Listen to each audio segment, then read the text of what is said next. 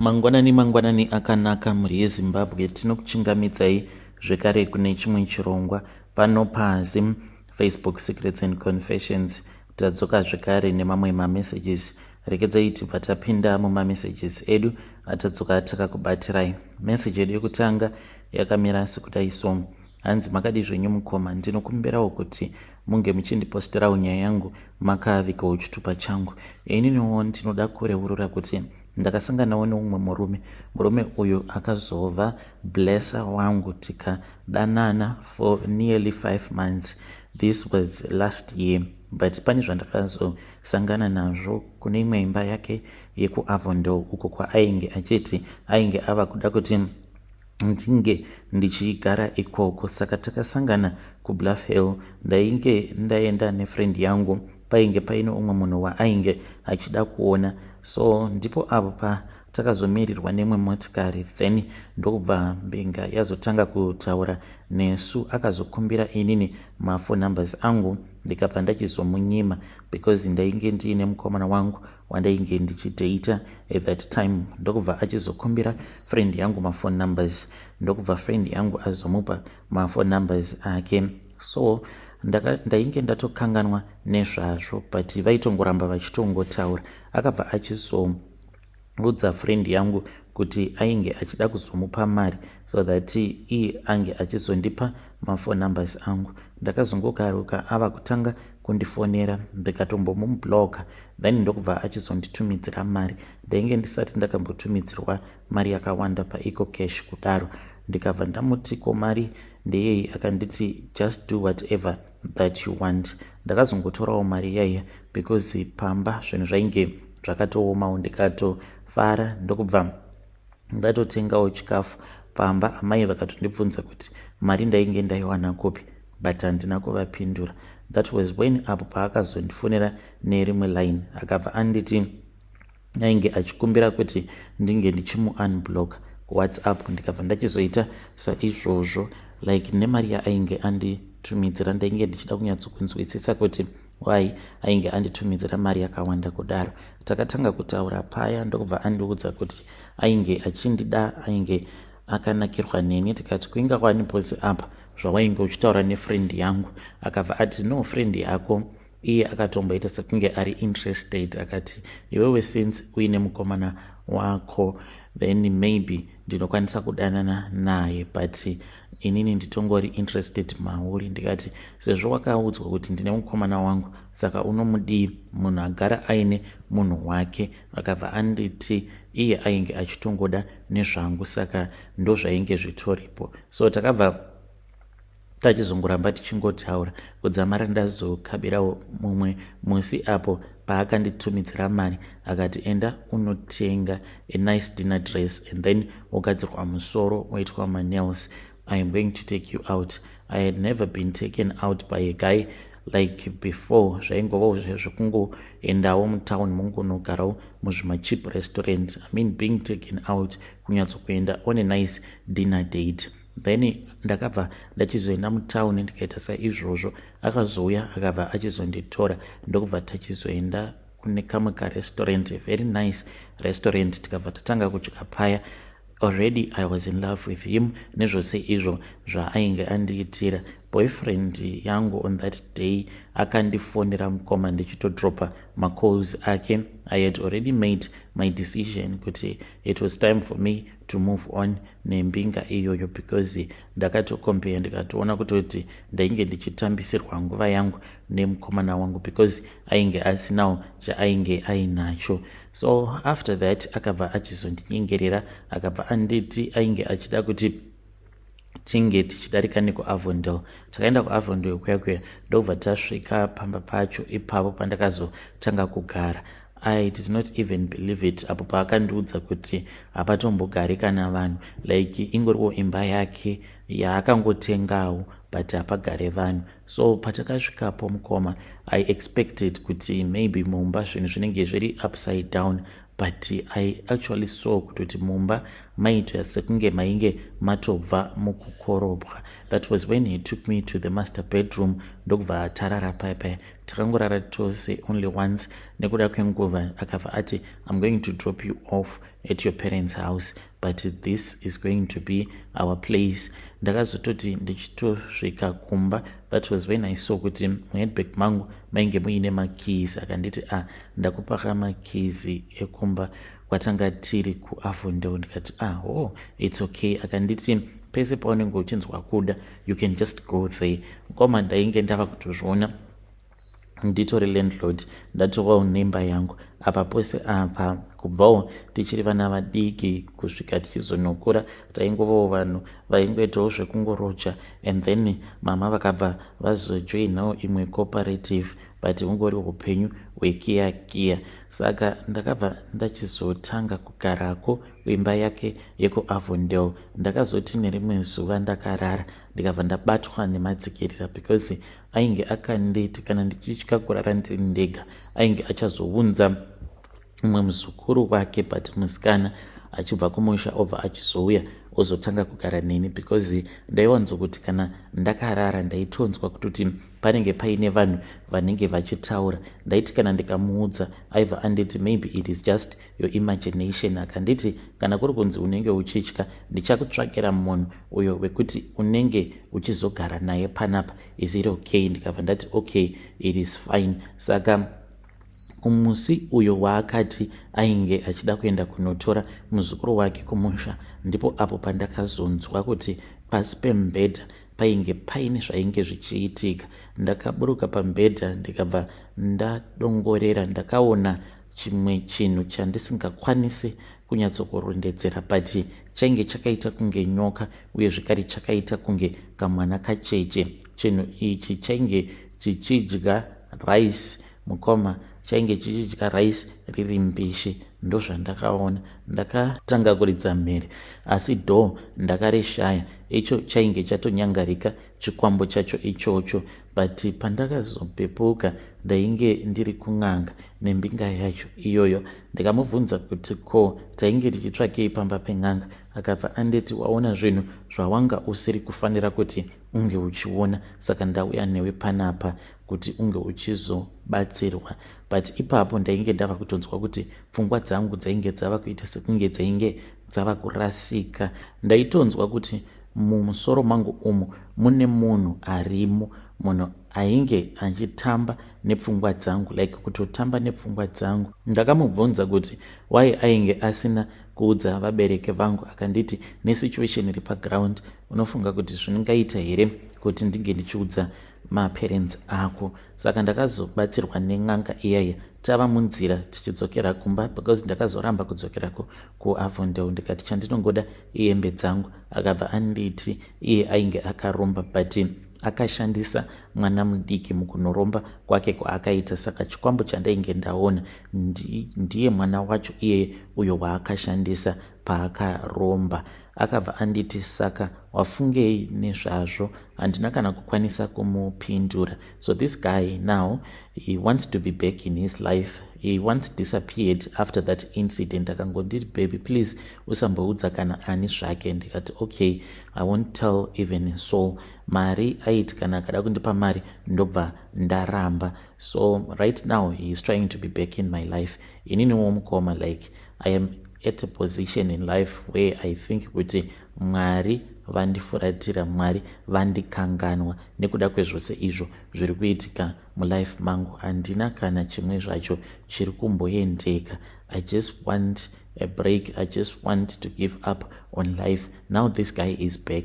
Iye ari kuti ndikuda kutokuroora. Ukangobvuma chete ndototaura nevabereki vako ndobva ndatokuroora. And since you know everything about me, I think it will be the best kana ndikatongokuroora. So handichaziviwo kuti ndozvifambisa sei. Ndikudawo kuti mhuri yeZimbabwe endipewo advice. Ndobvuma here kana kuti kwete?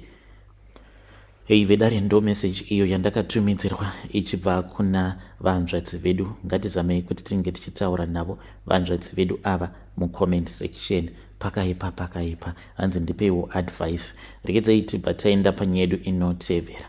Nyedu inotevera yakamira sekudai so. Hanzi makadi zvenyu mukoma, ndinokumbirawo kuti munge muchindipostirawo nyaya yangu makavikawo chitupa changu. Ininiwo ndinoda kureururawo kuti shamwari yangu apo paakati ainge achida kutanga business ndakabva ndamunzwira godo. Zvinhu izvi pazvakaitika, it was somewhere kuma 2015. Friend yangu uyu ainge achimbogara namukoma wake, saka ainge achishungurudzwa namukoma wake nemudzimai wavo. Ndo pandakabva ndachizoti it is fine, uya tigare tose. Tainge tichishanda tose papurazi rimwe chete. Iye akabva azoti ainge aine business raainge achida kutanga rekutengesa mafoni. Ndo makore aya apo pakwainge kuine tuma Galaxy Pocket, ndokubva achizotanga kutenga mafoni. Akatenga mafoni akawanda chaizvo, aiti each and every fortnight aitenga foni oisa paside, every fortnight achitenga foni oisa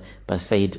Munhu kwava kutopindira malaptops, agotenga malaptop akawanda. Paakatanga kuzviita ndaingoti zvimwe kuda munhu ari kutongotamba hake nenguva, but pandakaona kutoti ainge atova nemafoni akawanda achiti ndikadzokera kumba ndoda kubva ndavhura shopu yangu yekutengesa mafoni, ndakangoti hakuna kana kwazvinosvika, ndichingomunzwirawo godo but ndisingamuratidziri kuti ndainge ndichimunzwira godo. Saka akabva achizoenda kumusha. Mushure mekunge aenda kumusha akabva atotangawo kashopu kake. Saka iye ainge achibva kuchitungwiza but inini ndinobva hangu kuGlenora.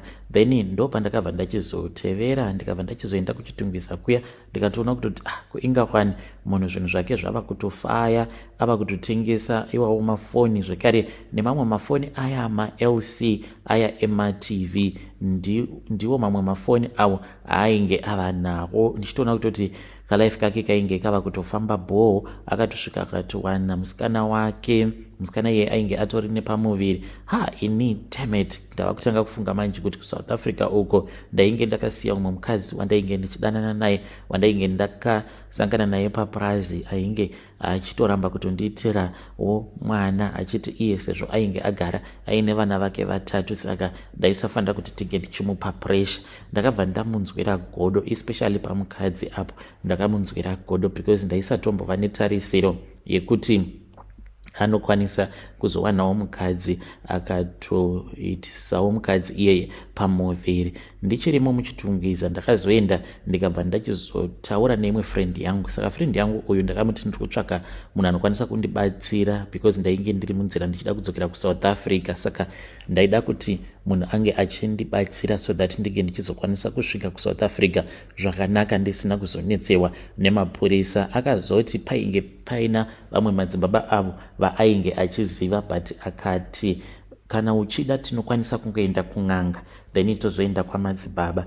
Ndakabva ndachizoti it is okay, ndokubva achizoenda neni kumba kwen'anga. Tasvika kumba kwen'anga iya ndakabva ndachizogadzira friend yangu mukoma, even though ndisina kuzviita nezuva rimwe chete because pakanzi painge pachidiwa chipfeko chake. Ndakabva ndachizorangarira kuti ainge aine zvimwe zvimaT-shirt nezvimaworksuit zvaainge akasiya, zvimwe akatozvisiya zvakasviba izvo zvaaipfeka patinenge tichienda kubasa kumapurazi. Saka ndakazodzokera kuSouth Africa ndikabva ndachizodzoka kuZimbabwe ndikaenda zvakare kuchitungwiza ndikatomuavoida. Handitomborina kana kutombomudza kuti ndainge ndiri local ndiri muZimbabwe. Ndikaenda kumba kwasekuru vaiva ndikanovapa hembe dziya vakabva vachizodzigadzira hembe idzodzo. Akazoti odonha mukomana, akadonha zvakanzwisa vanhu tsitsi, kwava kurambwa nemukadzi. Pedzezvo akabva achizotombonwa mushonga wemakonzo nekuda kwemastress ainge ainawo. Fast forward, ndakati ndatokanganwa nezvazvo. Last year ndo pandakasangana naye, ndainge ndiri mukombi ndichienda kuMessina kunodhindisa madays because ipapo ndainge ndichigara kumatalks. Ndakatokwira mukombi ndini uyo ndichitoenda hangu kuMessina, ndipo pandakabva ndachizomuona kuti ainge ari mukombi. Ndakabva ndati ko zviri sei James not his real name. Ndobva tatotanga kutotaura paya. Takazoburuka kombi iyo yandakakwira kubva mumatalks ndikaburukira muLouis Trichardt ndiinaye. Izvo chainge chitori chipoko mukoma, vanhu vaindiona vaitongondiona ndichitaura ndiri ndega. Takazobata kombi yekubva muLouis tikaenda kuMessina kuti ndike ndichitozozviziva kuti ndiri kutaura ndiri ndega. Ndakati ndaburukira pasi paiya yepamesina ndava kuda kubata zvimotikari zvokuenda kubhodha. Ndakabva ndachizotaura nomwe mufesi ndikabva ndamuti sezvo motikari yake yainge yangosara space yemunhu 1 zvainge zvisingaite kuti ndinge ndichikwira nekuti ndainge ndiine munhu wandainge ndiinaye. Akandibvunza kuti munhu wacho anosvika nguvai, ndikabva ndati uyu wandiinaye. Akangonditarisa akati mukoma bho here, munhu wacho ndeupi? Ndikamuti hamusi kumuona here? Ndikatoti kwaari James. Ko iwe James kusei uri kuramba wakanyarara? Mufesi uyauya akangodzungudza musoro wake. I'm sure kana kuri kunzi akainzwa confession iyi, he can be my witness. Ndokubva atongopinda mumotikari yake. Kana vanhu vose vainge vari mumotikari vakangoramba vachingondidongorera. Ndopandakabva ndachizotongoziva kuti pane zvainge zvichiitika. It's either vanhu vose ndo vainge vachipenga kana kuti ini ndega ndini ndainge ndichipenga. Ndakabva ndachizoenda mune imwe shop ndokubva ndachizotaura nomumwe musikana wekuZim ainge arimo. Ndikabva ndamubvunza kuti ainge achindiona ndakamira naJames here shamwari yangu. Akabva ati no, aingoona ndakamira ndiri ndega.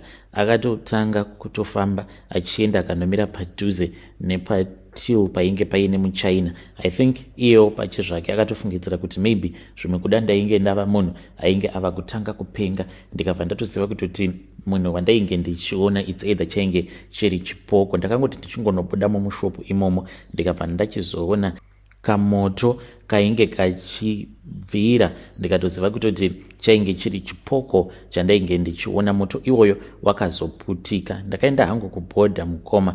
Instead yekuti ndinge ndichirova U10 na12 ndakanzwa ndichitya. Ndakazotogara kuZim side until kunze kwazochena because ndakati ndichifamba kubva kuZim side kuzona ndasvika kuSouth African side ndinokwanisa kana kuzovhiringidzwa nechipoko chake. Kubva ipapo kusvika pari nhasi ndinogara ndichingoona chipoko chake. Saka ndiri kutsvakawo maremedies. Ndingashandisa chii kuti ndige ndichikwanisa kuzodzinga chipoko chake James uyu? Ndinombobatsirwa nen'anga dzemuno muSouth Africa. Vanondipa imwe yavanoti impepo uye zvekare ndinoshandisa pane salt iya yepink inodzinga zvikwambo, ndiyo imwe yandinoshandisa zvekare. Dzimwe nguva anouya, dzimwe nguva haauyi. Saka ndikudawo solution. Please ndibetsereiwo. Ndichange ndichizotevererawo ndiri mucomment section. Vedare ndo message iyo yandakatumidzirwa ichibva kuna mukoma vedu avo. Ngatizamei kuti tinge tichitaura navo mukoma vedu ava mucomment section. Zvakangoma azvo vedu we. Rekedzei tibva taenda panyedu inotevera. Nyedu inotevera yakamira sekudai so. Hanzi makadi zvenyu mukoma. Inini I used to chill at Pablo's each and every weekend. Ndichirara nevarume vakasiyana siyana, mbinga kana kuti any guy anenge andinwisa doro. Now I am HIV positive. HIV zviri nani because mazuva ano aiwa kaedzi chikafu, but nyaya iripo mukoma nawo. Ndakanzi chibereko changu chine mapundu saka chinotofanira kutoti chinge chichibviswa. Apa I am only 22 mukoma. Handizivi kuti pane munhu akandishandisa here, kuti ndakarara nemurume akaromba here. Varume vacho vandakarara navo, vandakasangana navo kuPablos vakawandisa such that handitomborangarire kuti wacho akazondishandisa kana kuri kunzi ndakashandiswa pamiko ndiani. Ndakatomboedza kufamba kumaprofita ndiri ndega pandakatanga kunzwa pain. Kudzamara ndazoudza amai vangu kuti ndozviri kuitika kwandiri. Saka mama vakazombofambawo neni, but ndakatonzi ndinotofanira kutoti ndige ndichichibviswa chibereko ichocho, otherwise ndinokwanisa kufa ndevamwe madzibaba avo.